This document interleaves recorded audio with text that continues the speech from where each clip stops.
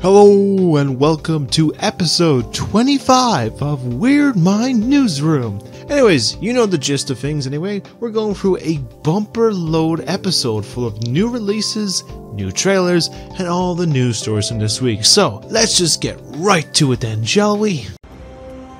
Higher, further, faster, baby. So we will start off this week with the biggest release that's come out this week in terms of films, as we're heading higher, further, and faster as a team, as we're heading on an all-new place-swapping cosmic adventure with the Marvels. Now this plot this time will follow on from the events of Captain Marvel, Endgame, WandaVision, and Miss Marvel, and see Carol Danvers finally escaping the clutches of the Kree and bringing some balance to the galaxy. But when her duties send her to an anonymous wormhole linked to a Kree revolutionary, her powers become entwined with the heroes of Photon and Kamala Khan, and they must team up to save the universe from falling apart. Now this film has been hit with some mixed reception. A lot of hate towards maybe a lot of people that just hate women in general, or just women superheroes. And well, great praise has been going towards the chemistry and performances of the three main leads, in particular Iman Vellani's Kamala Khan, but has been critiqued for its messy presentation or story and from a very weak villain, though some action comedy and other aspects have helped it to be decently good. Now I'll probably give this a look myself over the next day or two, because I would have seen it on Friday, but I was just busy in work for most of the day, so you can check it out yourself too if you haven't already, and you can do so in cinemas now. And now we're heading to A24 and a new film starring the unhinged prowess of many people's favorite actor of Nicolas Cage, with his new trippy film of Dream Scenario. Now this film is based on that concept of seeing that specific face that everyone sees that they says they have seen in their dream. A concept I have in mind for a project I want to make at some point in the future, but I will delve on that further down the line. That sees Nick Cage playing everyman of Paul Matthews, who suddenly becomes an overnight celebrity when hundreds of people start to see him in their dreams every night. But when these dreams turn nightmarish, he must learn how to navigate this newfound fame and infamy. Now, this film has been very well received for its concept and for being one of Nicolas Cage's best performances. And if you want to check it out as well, you can do so now in cinemas, with no sleeping necessary. Now, while it's a case that we're literally less than 2 weeks past Halloween, it's surprising how the holiday celebrations just changed so quickly. And now I told them that we needed to keep a certain someone frozen for at least another 3 weeks, guys. But anyway, we're heading to the North Pole for an all-new second season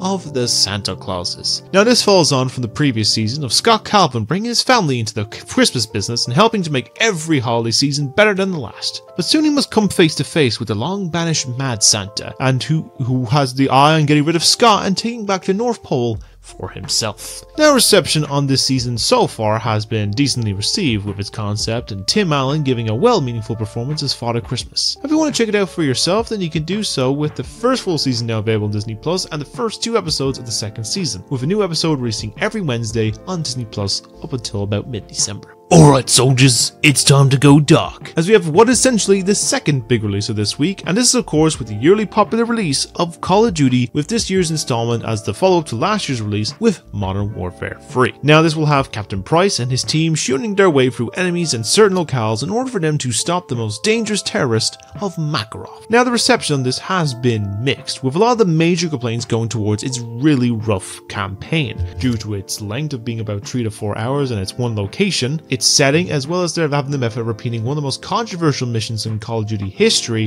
that involved an airport, and then somehow people feeling it was underwhelming. Now a lot of these issues came down to the crunch on the team making it, as it was initially planned this was going to be a sequel to 2014's Advanced Warfare, but instead of it got turned into this and was basically on a tough crunch to basically make into Modern Warfare 3. But if you still want to check it out, then you can do so now on PlayStation 4 and 5, Xbox One, Xbox Series X and S, and PC. And just to end this week's new releases is with the new release of an all-new album of the second half to a band I really enjoy, and another story that I'll be talking about later on, as we have Ninja Brian himself going from ninja to smooth jazz player, as we have his new jazz album of Très Magnifique, Mature Situations. That will be a full album of very tasty, jazzy tunes that make you experience that much more better. Now I'll be looking forward to listening to this album for an endless amount of time to tide me over until the new NSP album drops in March, and you can give it a listen to all the ways you listen to music. I'll be probably listening on YouTube or Spoofy. And with that, that's all the new releases that we have for this week. Get in, loser, we're going shopping.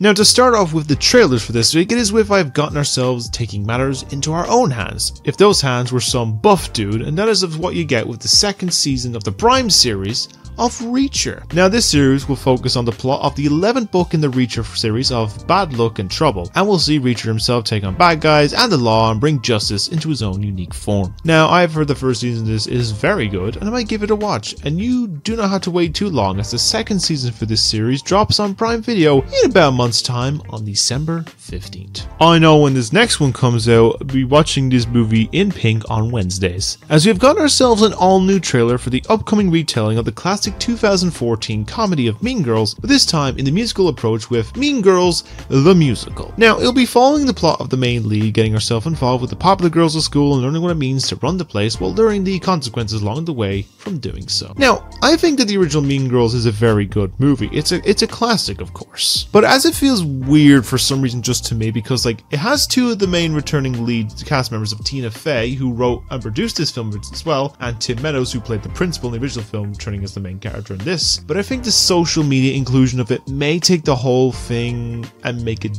dated very quick, whereas like the old one kind of, yeah, it was a kind of time capsule for his thing, but at least in case it felt sort of timeless in a way. But we'll have to see how it turns out, as you can find out more yourself when this film drops at the beginning of next year on January 12th. Now when you feel a chill and it don't look good, who are you gonna call? Yes, after a few weeks of a cryptic teaser and unsure of what it's gonna be called, we have finally received a new trailer for the next installment of Ghostbusters, and in particular this one now being subtitled Ghostbusters Frozen Empire. Now this will see the series return to New York and some other locations from what I've heard from set photos, and see the cast from Afterlife return to save the world and the city of New York from the sudden major cold snap that has frozen the entirety of New York during a very hot summer, and the Ghostbusters of past and present must team up to stop this chilly menace before it brings a new ice age to the world. Now I like the basis of it, and that they're going with some new characters instead of relying on an old fan favourites and seeing it go back to where it all began is very cool. And to be fair, it looks interesting from what I've seen so far, but you can give it a chance when you give it a call when this film releases on March 29th of next year. Earth, water, fire, air, and money. All of these elements combine to bring us the next new trailer for us to the official first look at the next live-action Netflix animation remake, and this is with the popular series of Avatar: The Last Airbender. Now this will follow the series that saw the nations live in harmony, but all changed when the Fire Nation decided, you know what, let's rule the world, and attacked everyone. And the only hope of the Avatar was dashed when he vanished and never returned, until Sokka and Katara discover a new Avatar frozen in ice named Aang, and he must learn the powers of the other elements in order to stop the Fire Nation's reign and save the lands. Now I think this does look pretty good and solid, but I have my concerns as knowing these adaptations from Netflix that they could be very bad, akin to the likes of Cowboy Bebop and Death Note, or it could be on the rarely good expectations similar to this year's One Piece. But I guess we'll have to find out when the series begins streaming on Netflix on February 22nd of next year. But now we're asking the question of, do you ever see someone and wonder what is really going on inside their heads? As we are returning to the mind of 13-year-old Riley in the first official trailer for Disney Pixar's Inside Out 2. Now this new film will see joy, sadness, fear, anger, and disgust learning to tackle the hardships of figuring the emotions of a now teenage Riley and going through the stress of puberty. And with that comes some all new emotions to tend to, including the introduction of one in particular in this trailer of Anxiety, who in this is played by Maya Hawke, with some more tagging along in due time, as going off the poster it looks like we have at least 3 other ones we have been yet to be introduced to. Now I love the first Inside Out, and while people have their concerns of sequels to Pixar films, I think this one does look very exciting, and I feel it can definitely work well for a sequel approach. And I'm looking forward to this and seeing what other emotions they have in mind for this film. I'm wondering if one's going to be depression. Now this film is coming out and is definitely one of my feel everything movies of 2024, and I'm looking forward to the most, and you can catch it now when it releases in cinemas on June 14th next year. And then from one animation studio to another, we are heading over to DreamWorks Animation and their collaboration with Netflix to bring an all new animated family film of what goes bump in the night with Orion and the Dark. Now this will follow Orion, a young kid that has a fear of about everything, but most importantly the dark. So when the embodiment of Dark himself takes him on a journey around the world, he will show him that there is nothing to be majorly afraid of and learn how to be a brave in a big scary world. Now it sounds like a decently wholesome concept. I know this is based on a children's book, but it looks nice with its animation and all. And if you want to check it out yourself, it'll be hitting Netflix next February on February 2nd. And now to end this week's trailers with another new trailer coming to us from Netflix and coming from the director who has a major fan base that still holds out hopes that the created superheroes universe he has planned out will still be made, and that is of course Zack Snyder, with his all-new sci-fi space film of Rebel Moon, and in particular Part 1. Now this will follow a colony on the edge of the galaxy that find themselves threatened by the armies of the tyrannical Regent Balsarius. They will dispatch a young woman with mysterious past to seek out warriors from neighboring planets to help take a stand against their mortal enemy. Now, I think this does look really stylized and does look cool and have that signature trademarks of, Zack Snyder with the action scenes and the slow-mo. And we'll see how it turns out with Part 1 drops just in time for the holidays on December 22nd, with Part 2 coming sometime next year. And with that, that's all of the trailers that we have for this week. We are Scooter Brothers! Scooter Brothers! Now on to the news now, as we start off this week with a film that is based on a concept of something that was such a big phenomenon this year. Now as you may remember, back in July was the big month of the cinematic event that was known simply as Barbenheimer, which saw one weekend the release of two major films with Greta Gerwig's Barbie and Christopher Nolan's Oppenheimer, and both achieved such major success with critical acclaim and both passing to just about reaching $1 billion at the box office, and I agree both are excellent films, which of course I will delve more into in my reviews, which I'll be doing after I finish up these next two that I'm currently editing. But today I'm talking about the concept of what would happen if we combined both of these concepts into one major mashup, and as was being discussed, as we got word earlier this week that we're getting a new film based on this concept, just known simply as Barbenheimer. Now, not much is known, but we have the film's plot, which will focus on the character of Bambi J. Barbenheimer, who lives in Dulltopia and after taking a trip to the real world, garners a spite towards humanity and decides to create an atomic bomb and wipe them all out. Now, this is going in the form of a B-movie horror comedy, and I hope this will turn out good and well, and quite funny in particular as well. Now, after this, not much else is known on directors, cast, or writers. But one thing I do know actually relates back to the new release thing I talked about, is that this film is going to have songs and the music, and that's going to be written by Ninja Brian himself of Brian Wecht, which to me already has me my investment.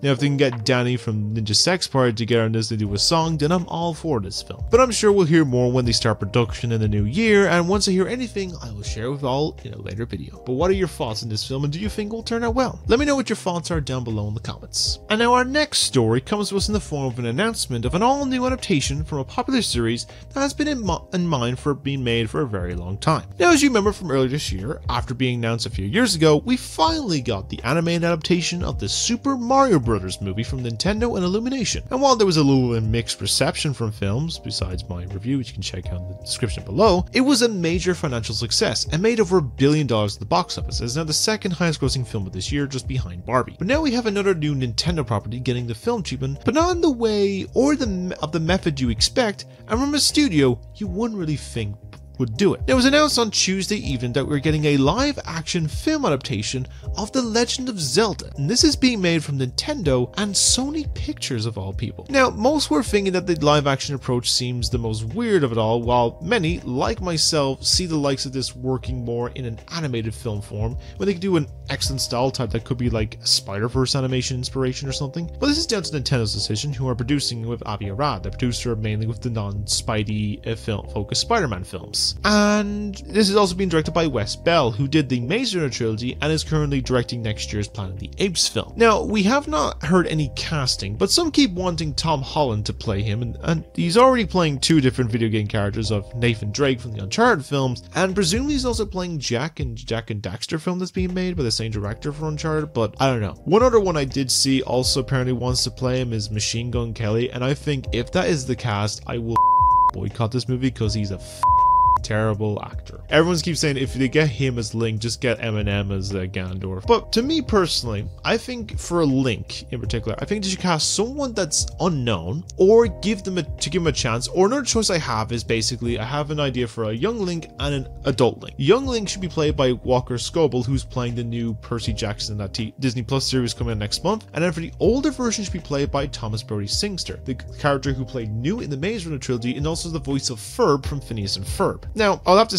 think who would fit the bill for Zelda and Ganon, but it's sort of a weird concept anyway, but, you know, I'll talk about it in a separate video or something like that. But what are your thoughts on this announcement? And are you excited for a Legend of Zelda film? And who do you think should be cast as the main leads? And also, do you think that Link will talk in this film in particular? That's a big discussion point as well. Let me know your thoughts on it all down below, and let's have a discussion about it. Now, our next story is a lot of a mix of announcements and a few announcements, delays, and everything like that. So I felt it best to lump them all together into one and give a little bit of info. So we'll start off with what we know about, and this is of course this week during the Netflix Geeked Week conference. We got the announcement that after nearly 3 years, we are finally getting the long-awaited second season to League of Legends Arcane. Now, it'll be another year out before we see the continuing story of Jinx and Vi, but we can expect more info coming out over time when the series will drop sometime next year on November 2024. Now, he said he will be back, and another piece that was also announced is that we have 2 new anime or animated adaptations being made from Netflix that was also announced during this Geeked Week. The first of it coming to us that we're getting an all-new anime based on the Terminator series, and will be set before the films, I believe. And not much else is known on this, but will be helmed by the writer of the recent Batman film, and the animation will be done from the studio that made Ghost in the Shell. Of course, the classic anime, not the controversial 2017 movie starring Scarlett Johansson. The second anime we have is another one from the Witcher franchise, and this one has a very special aspect to it, as we have also been confirmed that the voice of Geralt from the Wild Hunt game of Doug Cockle will be playing the character once again of Geralt of Riviera in this new anime film of Sirens of the Deep, which will be set in the middle of Netflix's first season of The Witcher. Now, I believe this is also coming out next year, so we'll have to see when that does drop. Now, next we're going over to the awards of the Soups, as we received 2 new poster art pieces from Prime Video of the confirmation that the 4th season of The Boys will be coming sometime next year in 2024. Now, not much is known, but it is confirmed the season will take place a few days after the most recent Gen V finale, and seems to be taking the comic story arc of Homelander running for president from the images seen beside me here. Now, I'm sure we'll get more clarification on what this new season will entail when it drops sometime next year. And lastly, just with announcements, we're going back to animation and to everyone's favorite ogre of Shrek. Now, it has been known for a little bit of a while now that a new Shrek film has been in development for a good bit, and now it seems that we may not be far off from when we may see this new 5th film. Now, this is coming from an animator's LinkedIn profile, name that I currently don't know and don't want to dox, that lets slip that he's been working on a new Shrek film and that its planned release date in 2025. Now, this one, of course, is just rumored speculation and could be nothing, but we'll have to wait and see if this one is the case or not. And just to throw in one delay that wouldn't fit in the other stories, but while everyone is more focused on the mess that is the Snow White live action film from Disney,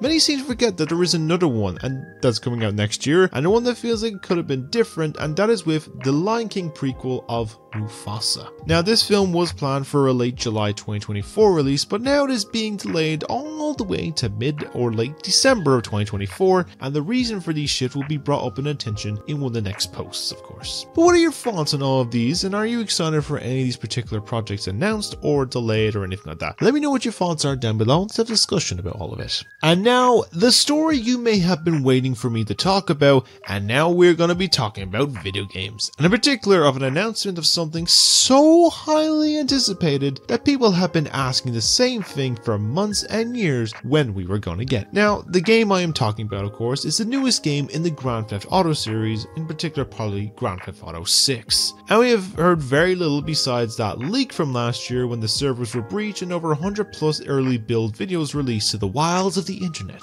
with many people calling the game that looked crappy, but this is what an early build looks like, and people really just seem to be impatient and don't understand the case that game development is a long process and takes a bit of time and can be very difficult to get through. Now, the wait for the proper first look is not too far off, because earlier this week it was announced by Rockstar on a social media post that next month they'll be celebrating 25 years as the company, and the same post mentioned that in early December we are also getting the first trailer for Grand Theft Auto 6. Now, most speculation will most likely be that the Game Awards, which are on the 7th of December, which is a story I'll be talking about next week because the announcements of the nominations are coming out this year, and I have a good discussion talk about that, but it could be its own separate event they can make it out to be. So it seems plausible. Now, all I know is these clickbait channels are basically going to have making all these I got GTA 6 or its trailer early vids now for the next month and beyond until this game finally releases, probably sometime next year or two. But what are your thoughts on all this, and how hyped are you for the next Grand Theft Auto game, in particular GTA 6? Let me know all your thoughts down below in the comments, and let's discuss about some theories of what we can expect in this new game. So I'm going to start with the last story that I had on my list first and go to the next one after, because it will relate to the next one. But we have some breaking news that after 118 days of striking since mid-July, the Sag-Aftra actor strike has officially come to an end since Thursday at 12:01 a.m. Now the deal has gotten a major billion-dollar deal that I believe is also in the same tone of how the writers thing is going to work out, is that it's basically it's a 3-year contract to be renewed again in 2026, and if things need some slight increases or changes, because if in case it doesn't happen, then it could cause another strike, but we'll have to see what happens. Now, I'm very happy with how it all turned out, and I think it's finally deserving in the case of the actors and the writers and all that's the case, getting actual benefit that they deserve for their hard work and effort, and that for the CEOs to actually finally give a shit about people. Now, it's a case that there's been still speculation that we could still see some other sectors like visual effects or the gaming studios even starting their own strikes as well, but at the moment no plans have been established or been made, so it could be a case they could be working on the similar thing for that as well. But if there is anything, I will update in a later story, but for now we can celebrate the achievement for the actors. What are your thoughts on the whole strikes in general? Just in case, do you think it's a reasonable, beneficial thing for them to do, or do you think it's a bit over the top? But let me know what your own thoughts are down below in the comments. And in relation to that previous story, and in our final story for this week, we're talking the opposite of announcements, and instead we're now talking on delays for some projects, and a comment in the form of the superhero genre with the MCU. Now this is mainly just only to do with the film side of things, and specifically just 4 films that have some minor to a little bit of a long delay, so I'll run through them now. So we'll start off with the only MCU movie now confirmed to be releasing next year, and that is to do with Deadpool 3. Now this film was still releasing in 2024, but it's getting a very slight delay. It's now releasing about 2.5 months after its initial May 3rd release to July 26, 2024, which was the original date for Thunderbolts and possibly the delayed release for Captain America 4. Speaking of Cap, his new film A Brave New World has gotten a delay into early next year and delayed from July 26, 2024 to Valentine's Day 2025. And the reason for this one actually has some reason to it, because this film needs to go through an extensive reshoots due to some mixed and poor test audience screenings from early, but we'll have to see how that will stick when the new date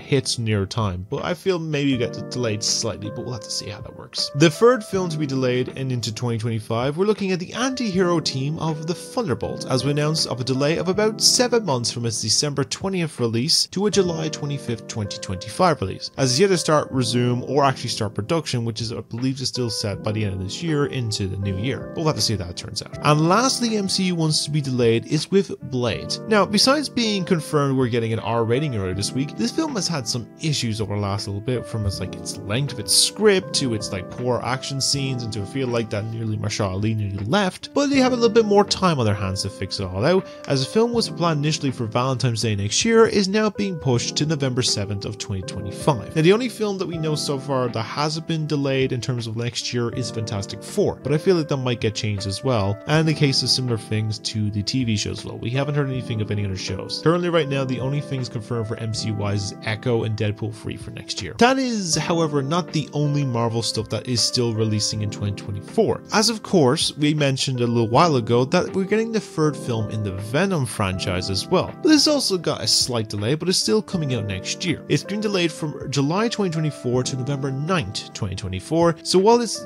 only one MCU film, it is still confirmed for 2 or 3 Sony Marvel films instead. As well, in particular, we have Madame Web, I think, in February, and then we have Kraven the Hunter in August. We'll have to see if they get delayed or not, but we'll have to see when that turns around. Now, personally, I think this may be the best method of releasing, say, 1 or 2 MCU films or shows a year, with maybe either 1 show and 1 movie, or a case of maybe 2 shows or just 2 movies in a year. So basically space it out to get better quality over quantity. Basically get better chance of things, and could actually be a lot more better and bring people back to more appealing of what they loved about the MCU in the first place. But what are your thoughts on all this, and do you think there should be a good method to it, and do you see any MCU shows getting delayed as well? Let me know what your thoughts on all down below, and with that is the end of all the news stories for this week. Alright, I gotta leave, okay? John, we just started. Come on, man. And with that, that is the end of the bumper-filled 25th episode of Weird Mind Newsroom. And I hope you enjoyed listening to my ramblings for well over 20 minutes now, maybe nearly on 30 minutes. I have no idea. Anyways, so some little updates and stuff. I have the Puss in Boots review. It's currently ready to go. I just have to do a little thumbnail on it and should hopefully have it up by Monday. It's just in case I've been busy last weekend. I got a little bits and pieces to do as well. I got a little some sketch. I've got to do a little project for another thing I'm in for the next few weeks and also stuff. But anyway, that. After that, then I hope to have at least the Ninja Turtles review sometime next week as well, and then hopefully start writing up the Barbenheimer stuff. I'll get onto that as well and contact my special someone to see if they'll be up to doing a little section on it, but I'll see how it goes. Other things, rewatch fun, I'm going to get around to doing more of again. I'm going to fix on stuff. I want to try and at least do some skits and maybe some ASMR things as well. I'm looking also in case to start looking into stuff I had to record, like gaming stuff. There's a few games I do want to record. Like I might eventually do down the line or like return to the Zelda games and do some like walkthroughs and that. So if you have any tips on like any sort of recording software or basis of like things I should buy, let me know down below in the comments and I will hopefully start filming by the end of this year or at least next year. I want to at least have it some point next year. But yeah, that's really all I can talk about right now. It's a case of my head's been in work for 4 days straight. I'm tired as fuck. I'm probably gonna just, at least do some bits and go to bed. But anyways, I hope you enjoyed listening to my ramblings, and if you did, why not like the video and subscribe if you haven't already. I'm trying to reach a goal of about 50 subs by the end of this year, and all the support, basically any viewerships, likes, comments, or sharing around to people, or even subscribing is greatly appreciated. And